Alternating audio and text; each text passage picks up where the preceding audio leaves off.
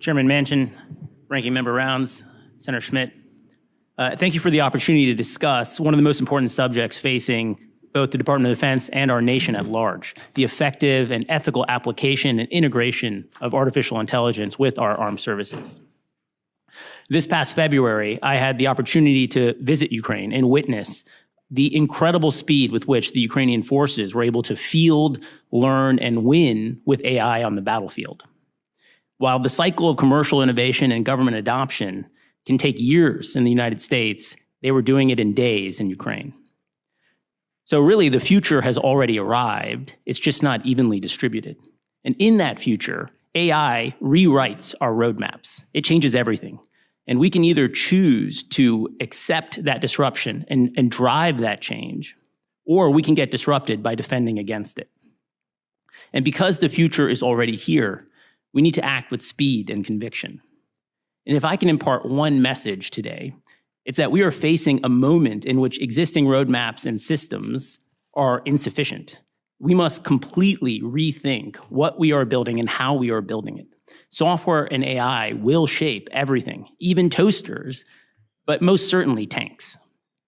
To succeed, we need to cut through the existing ways we organize and procure weapon systems and begin with software and AI first. This will be disruptive and emotional. Many incumbents in government will be affected, and they will feel threatened and dislocated. Many careers that have been built on mature technologies, weapon systems, and platforms will also be affected. Fortunately, with the right leadership, our country is amongst the few that can turn on a dime and do so at scale.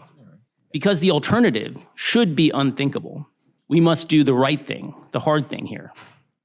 As we begin this journey, I'd like to offer the subcommittee the following recommendations. First, the only way to overcome the intense emotional barriers to this wholesale reinvention is to adopt and embrace a field to learn to win model. We should field AI to mission users and operational workflows at the earliest possible moment, and then continuously improve these models through iteration with operators in the daily deterrence of our enemies and the defense of the nation. This is the technological equivalent of throwing ourselves off the deep end. And in the case of AI adoption, it's the only way to learn how to swim and win in this critical race. Second, the only way the Department of Defense will be able to employ world-class AI with field to learn to win methods is if it overcomes the current market failures. An entire industry of commercial providers stands ready to support the defense community, but they must often stand idle while the government insists on starting from scratch. America's greatest advantage over its adversaries is its software and its culture of innovation. Even our allies are envious of American technology companies and the prosperity that they have brought to our nation.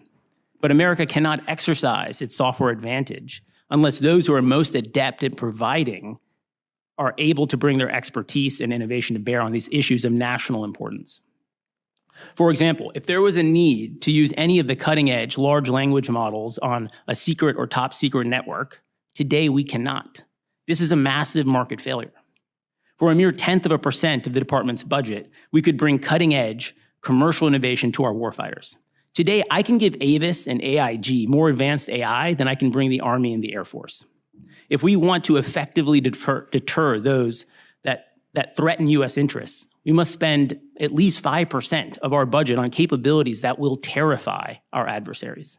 In the late 60s, 95% of all integrated circuits were sold to the US government.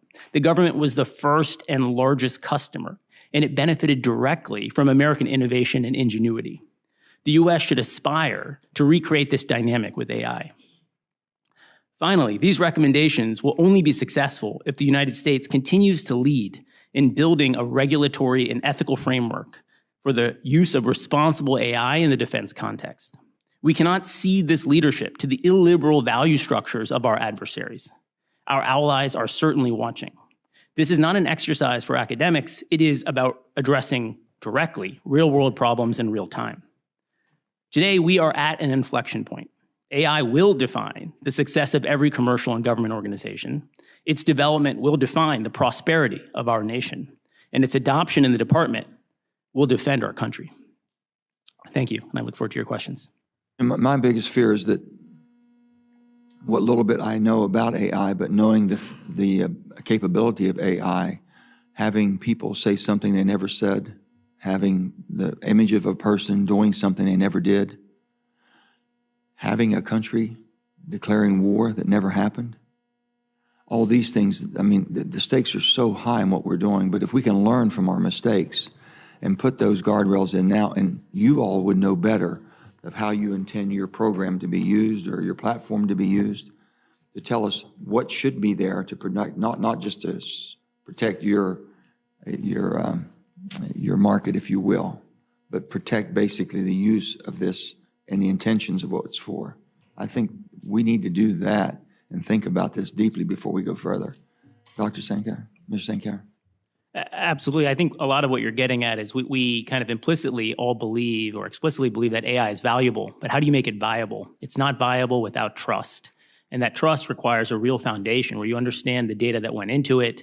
You understand why, to the extent you're not getting behaviors you expected, you're getting those behaviors. And so I think a big part of this approach is, I'd welcome a regulatory approach to this, is also realizing that there's a huge and outsized role for the department to lead by going through it. It's only by red teaming, adopting and red teaming, trying to break it, that we're going to really understand and develop the appropriate, rigorous testing and evaluation framework. I would say the analogy to cybersecurity is great here. You can't just have a blue team effort to protect yourself. You learn as much or more from red teaming it that defines how you defend yourself. So I think these are actually two sides of the same coin, and we should be practicing them together and aggressively. Thank you, Mr. Chairman. And look, I really want to thank our witnesses here today for some very good opening statements. And you actually answered a couple of questions that I had in advance, just in the opening statements themselves with regard to the effects on national security and our competitiveness. I want to get into something which is current in the news today, and that is that a group of fairly well-respected AI experts and industry leaders recently signed a letter calling for a pause in AI development, citing a risk to society. I think the greater risk, and I'm looking at this from an American, a U.S. security standpoint, I think the greater risk is taking a pause while our near-peer competitors leap ahead of us in this field. AI will be the determining factor in all future great power competition, and I don't believe that now is the time for the United States to take a break from developing our AI capabilities. My questions to all of you would be, number one, is it even possible to expect that other competitors around the world would consider taking a break? And what could be the impact if we were to try to slow down our AI development while Congress looks at policy issues and the rest of the world continues on? In particular, our near-peer competitors who seem to have a considerably less announced concern with regard to the ethics of this new technology. Mr. Sankar? Absolutely. I think a pause is what's going to be different in 5 months and 29 days. We need to really think about that, other than ceding the advantage to the adversary. I think the other part of it is, so there's the technological capability that we could become, every 2 days now, there is breakthroughs made that we didn't think was possible. So the pace is breakneck. We're talking about generations of advances. But I do think, to Dr. Matheny's point, actually perhaps the bigger consequence is the nature of the AI. China has already said that these generative models must display socialist characteristics. It must not enable the overthrow of the state.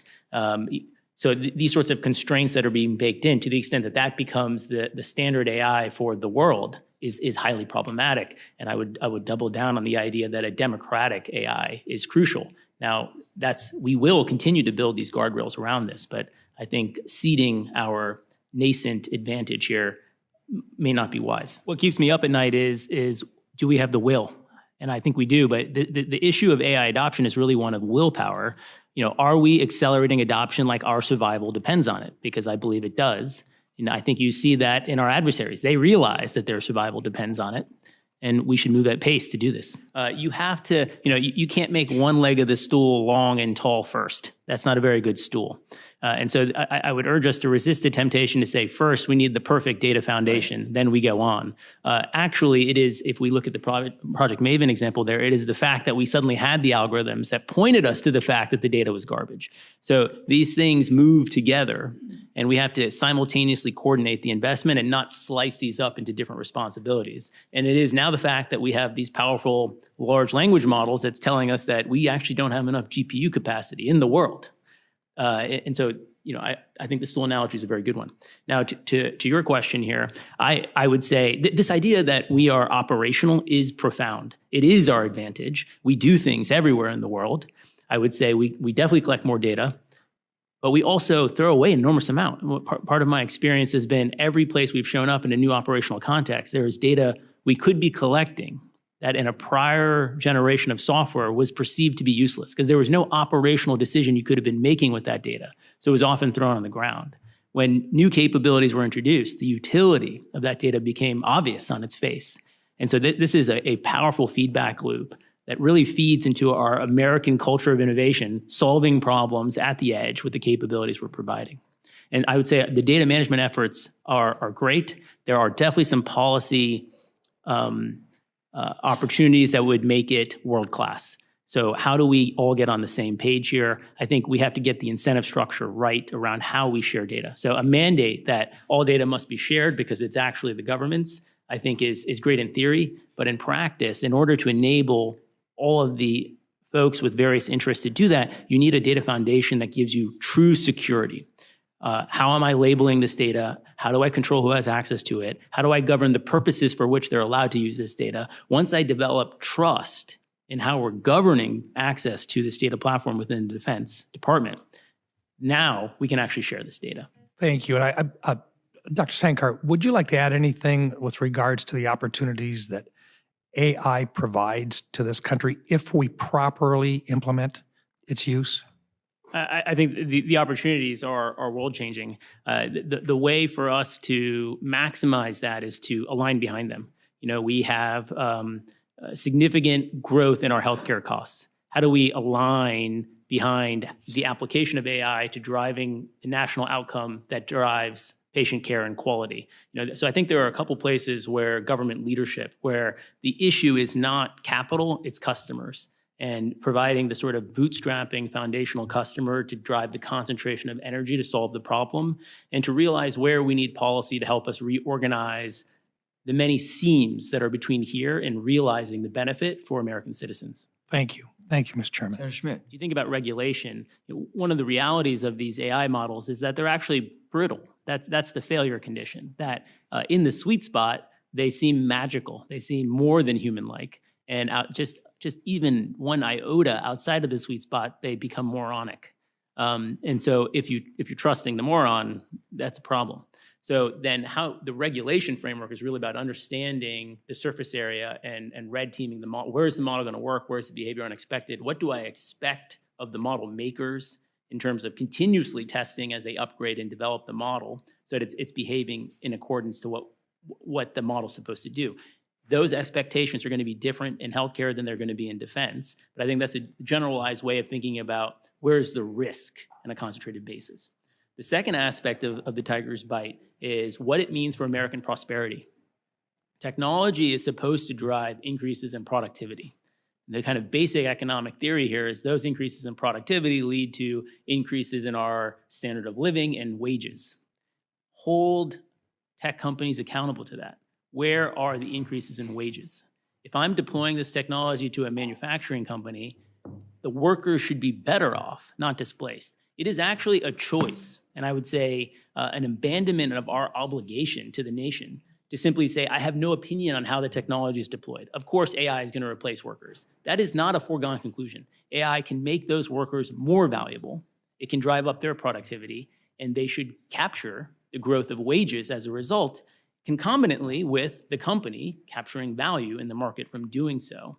I think tech companies need to do more here. I think that as the world turns, if you will, and what's happening around the world and all of the different build-up military might, just got back from Poland and Ukraine, saw what was going on there. I want to talk to you a little bit more about Maven, and we'll get into that after later. My concern truly is this. This is a game changer. They can be developing all the super hypersonic missiles and everything else and all the space and everything else. This changes the game, whether they can deploy it or not. And if we are able to have that information and be able to source that to a point where we have more input and be able to be more accurate on what we're deploying, I think it changes the game for the United States to continue to be the superpower of the world. So I want to thank you all, and we really need your input and help, and look forward for your recommendations. Senator Peters, before you came, we talked about what had happened with, the internet came in 1983, Section 230 came in 1996. We made so many mistakes. We're trying to go back, and we're having a hard time.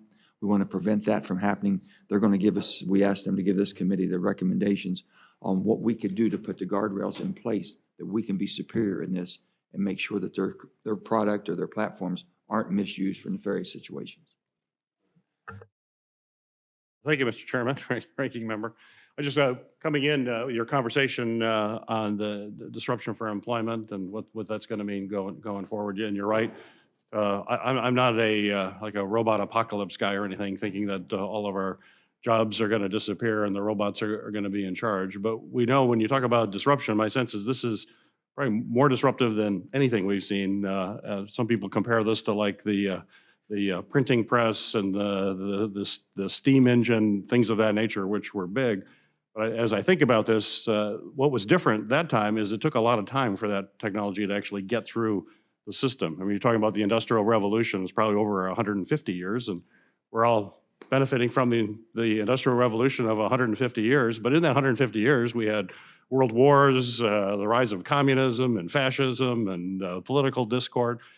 This may happen in less than a decade versus 150 years. So the speed of this has us all very concerned. I'm glad you're thinking about this, but we got to try to stay ahead. But I don't know how you can stay ahead because of the rapid pace of what this is going, which is why we're going to need your help going forward.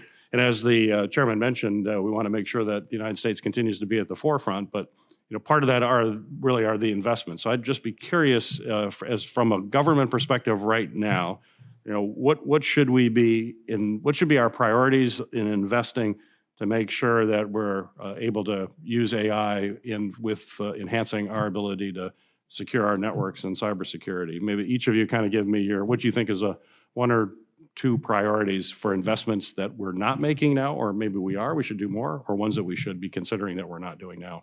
Whoever wants to start. So I'll start there. I'll take a stab at it. I think the key thing is we should be using AI, right? So there's a lot of focus on the models, the foundational capabilities, the infrastructure, developing the AI.